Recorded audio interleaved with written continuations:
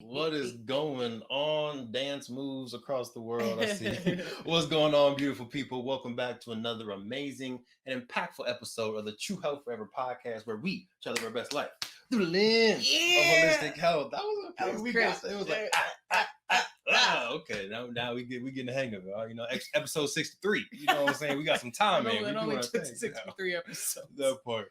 But welcome back to another amazing, impactful episode. My name is Truvel, creator of Black Wall Street, the board game, and as usual, I have with me the dancing, the smiling, the perfect posture, curls on fleek herself.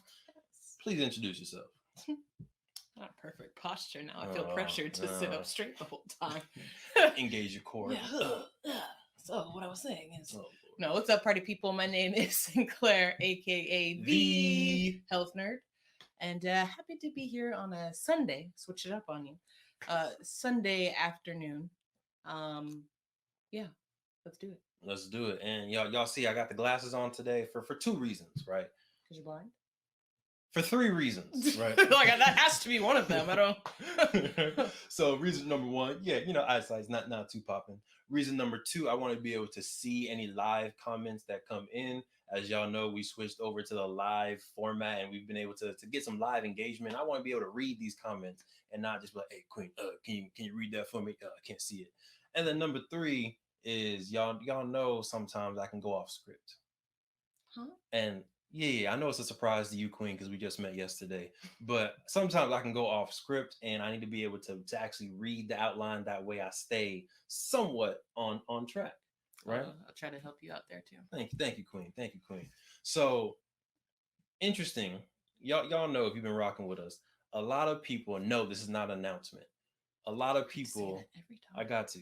A lot of people are like, when are the kids coming? When are y'all gonna have some little babies, right? All that cute stuff.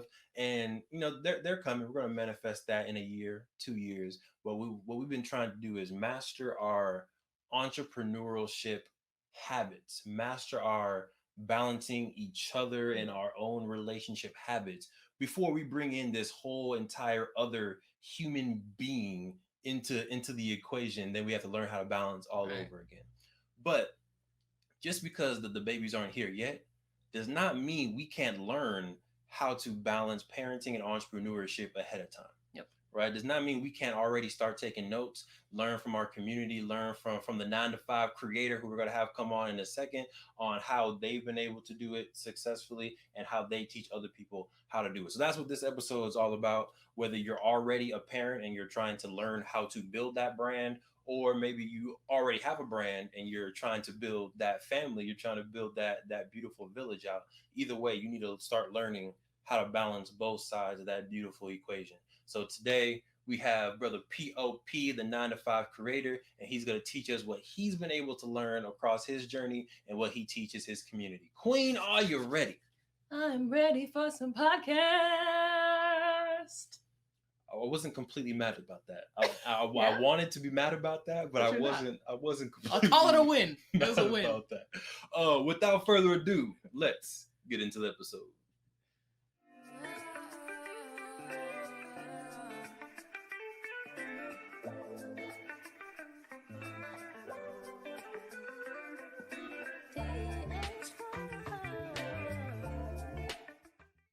What up now? Yeah, we back, brother Pete. Let's go. Let's go. Welcome to the platform. Before we hop, fully into it, P.O.P. passionately on purpose. That took me, I was like, ooh, that's your name? Okay, that's fire. Yeah. I like that. So I want to jump right into it. How did you come up with the passionately on purpose? More time. I just want to thank y'all first and foremost for giving me the opportunity and the privilege to share your platform. I love what y'all doing. Love your energy. It's just a beautiful thing to be able to connect with you all, and to be able to feed off of that energy. So to answer your question, yes, P.O.P. is the name that I go by, and P.O.P. stands for passionately on purpose. And a little backstory on what POP or how the name came about. Actually, the name Pop, the nickname actually was a childhood nickname that was given to me by my aunt, as a matter of fact. So when I That inquired Miss as to why it Tracy. is that she oh no, not Miss Tracy, not Miss Tracy. No, not Miss. I see. No, that's one of my aunts. Yeah, yeah. Okay. Listen, she be riding with me, man. She be riding with me. She be riding with me, man. But actually, it's my aunt Sophie, as a matter of fact, one of my elder aunties, and she said the reason why she named me Pop was because I had an old soul when I was a kid. I didn't fuss much. I didn't, or she liked to say, I didn't kick up much fuss. I wasn't complaining. I didn't cry much. I just kind of sat and observed, went with the flow. And my grandmother was like, this boy is like he'd been here before. He got an old soul. So they just started calling me Pop. And that's kind of and that name just kind of evolved with me as I evolved into manhood. And what's just interesting about it, how prophetic even it is, because literally it really has framed out my life. I'm a pops now. I got three beautiful children, right? And even before I had biological children, I've been able to mentor young men along the way that I've been able to, that didn't have fathers in their lives. So I was kind of that father figure. I was kind of that mentor. You know what I mean? So it really had a prophetic come about, if you will. And now it's a mantra by which I live my life passionately on purpose. And for me, purpose is a privilege. And it's not something that I take lightly. And I believe that my purpose is something that has been given to me by my creator. So me living passionately through that purpose is my Thanksgiving offering for that investment. And so I believe in just living not just on purpose, but I gotta do it passionately. I gotta throw that extra P on there. Got to. I love that outlook on how you look at purpose. Yes, And it being like a gift, it being something to be thankful for. Love that. absolutely. Facts, big facts. So you started your own platform. So can you talk a little bit about what is your purpose? And we're going to get into a clip in a second after you explain this. But for you, Mr. POP, Yeah. what is that purpose that the creator, that the universe has given So I believe my gift is being able to communicate. I've always been able to make complex things somewhat simplistic. And you? that's just the way that I think about it, right? So what I've realized is that through my communication, I've been blessed with the privilege to be able to communicate in such a way and be able to do it in many different forms. Speaking, writing, right? And also my me being able to, or what I've been utilizing mostly, is my ability to be able to speak. And I've been able to then use that and leverage that now with a platform that has an educational component, which allows me to serve people with this gift now. You know what I Mm, mean? Me just speaking was cool. But to me, it was, you can't necessarily, after I speak and I leave, I've been invited to speak, and after I speak and I leave, I always think about, man, did I really land that point, that I really connect.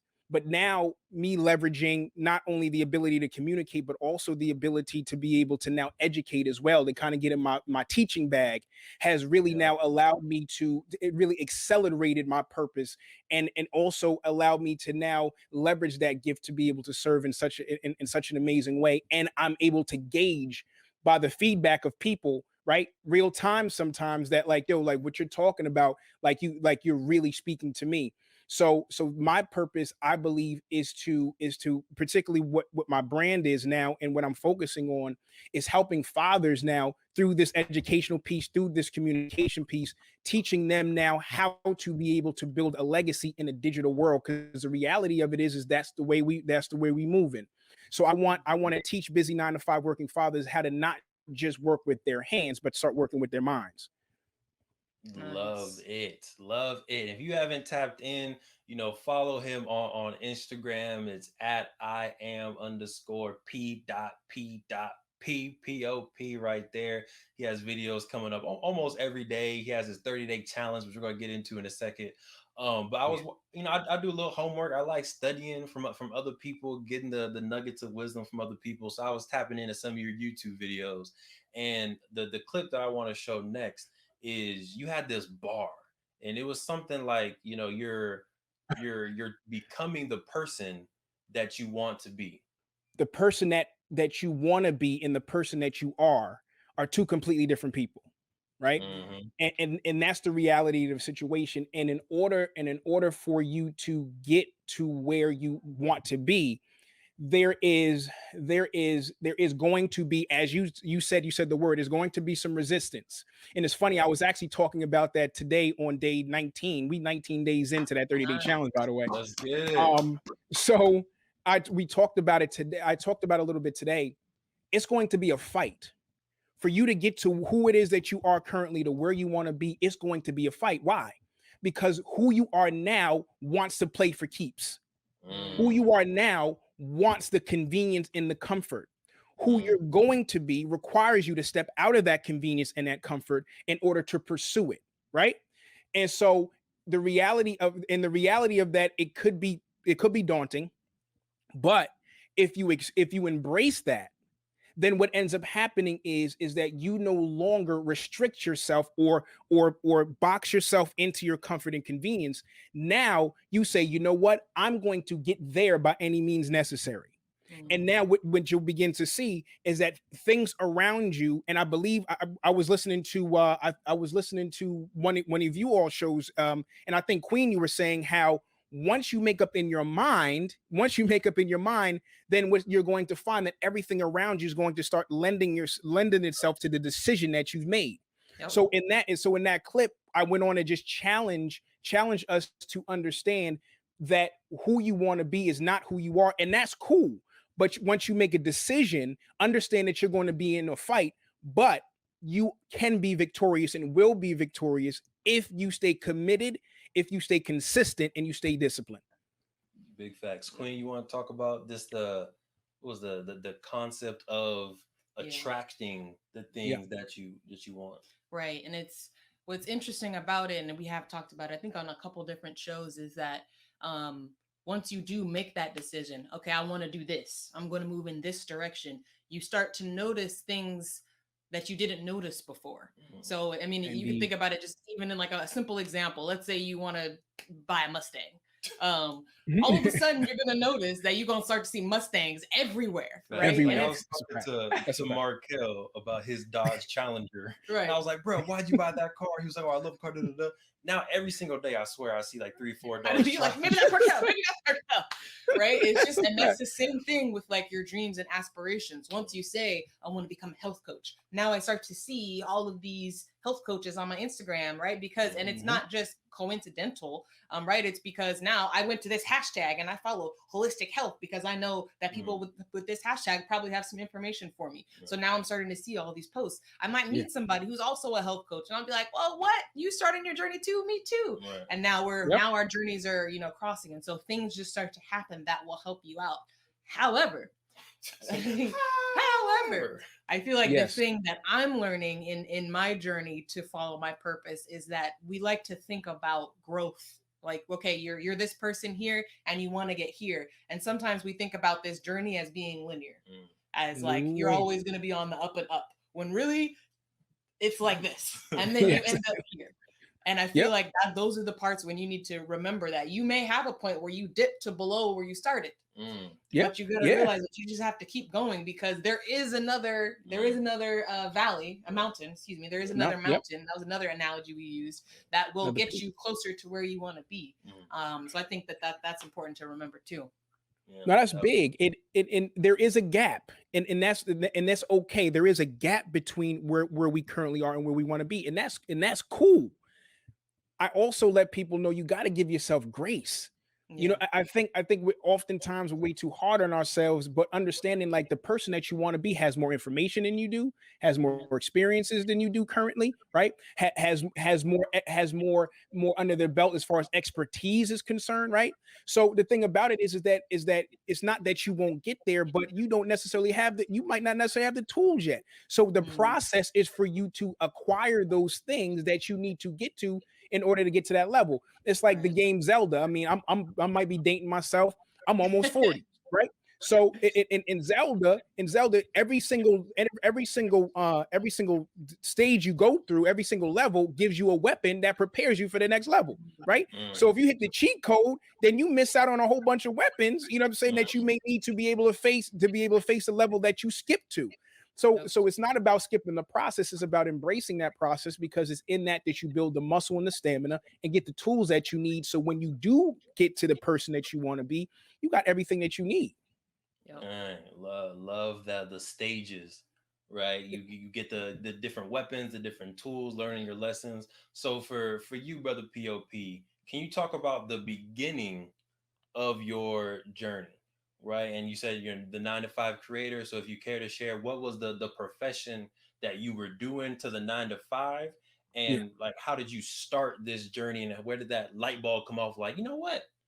Let's start creating. Yeah, I'm gonna start creating, and not only am I gonna start creating, but I'm gonna teach other people who are in my situation how to create. Can you walk us through that beginning steps? Absolutely. So as a disclaimer, I'm a 9 to 5. I call myself the 9 to 5 creator because I'm still a 9 to 5 worker. I work a 40-hour week. You know what I mean? While building a brand and business and marriage and family, and 3 kids. So to kind of backtrack, man. So it actually started really when I've been married this year. I'll be married 13 years.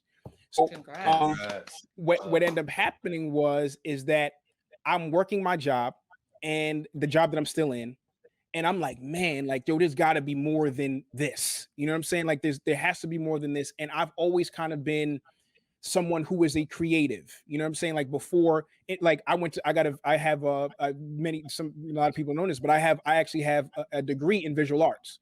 You know what I'm saying? So visual arts, I grew up from when I was younger. I used to always draw, paint, like, you know what I mean? Like that's always been my thing.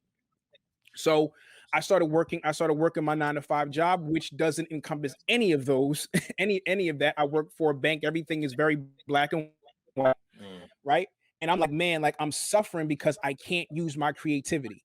And so I wasn't on social media or anything like that, but I did a lot of mentoring to younger people. And they was like, man, you got to get on Instagram. You got to get on this. And I'm like, what? Insta what? You know what I'm saying? Like, what you talking about? You know what I mean? So I decided that I was going to just start to kind of explore this. And so at this particular point in time, I'm married. I've been married for maybe almost 3 years. My wife and I had just bought our first home. We were renting, and then we bought our first home. And then and my oldest son was on the way.